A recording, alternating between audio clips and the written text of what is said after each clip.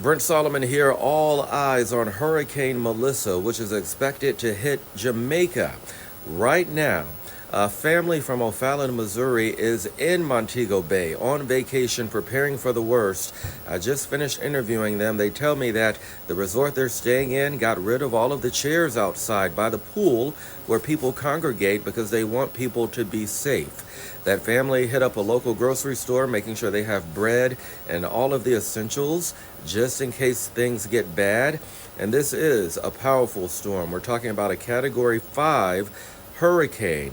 The family was supposed to come back home to the St. Louis area Monday, but they can't. All of their flights are canceled.